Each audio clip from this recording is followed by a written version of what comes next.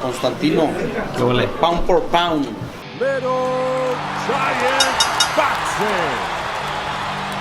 Constantino Garcia here for Little Giant Boxing. Make sure you guys subscribe and follow me on social media at Constantino Garcia.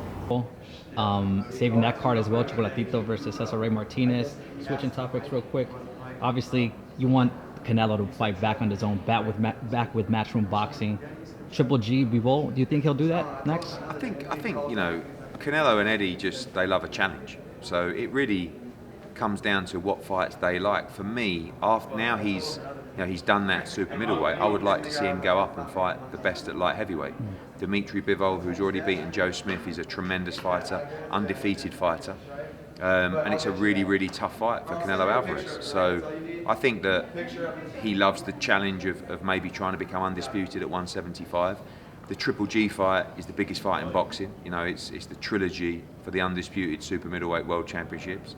I could imagine Sal enjoyed those two fights because they were absolute wars, weren't they? And I know that he feels that he's a better fighter now. So I think they're two attractive fights for them. And look, me and Sal, me and Eddie, you know, they're friends of mine, and I'd do anything to work with them again because it was an amazing experience for me. But they're going to select the options that they feel are the best options for them, and hopefully it's our ones.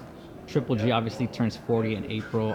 Do you think people still fancy that fight, the trilogy fight? It's a huge fight. I mean, look, he will fight before that, and if he goes out and beats Murata, then the fight's huge. Triple G is a legend, pound for pound, great.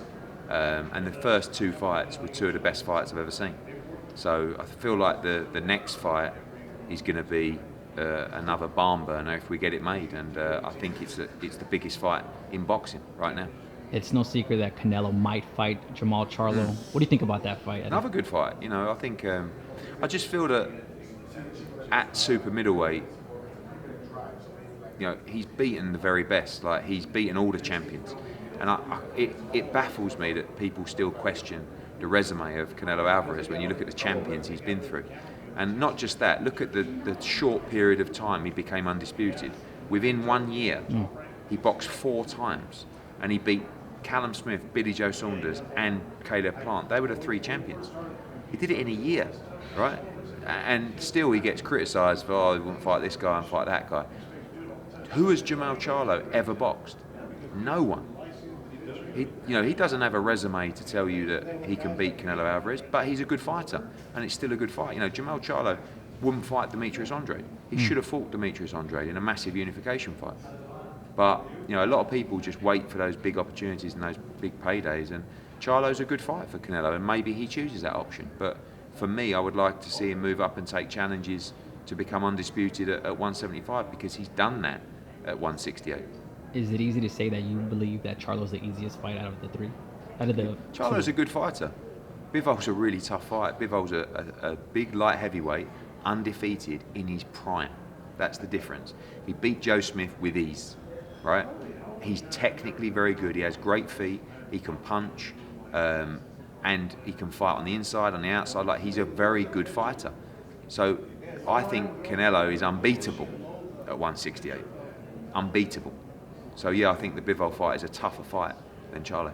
Do you feel like the Triple G and the Bivol fight, those fights are a little bit more unpredictable opposed to the Charlo fight that I suppose? Yeah, probably. Yeah, look, they're all good fights. You can't criticise any of them, But I would put him as a massive favourite against Charlo. Like, I haven't seen anything like last time out against Charlo.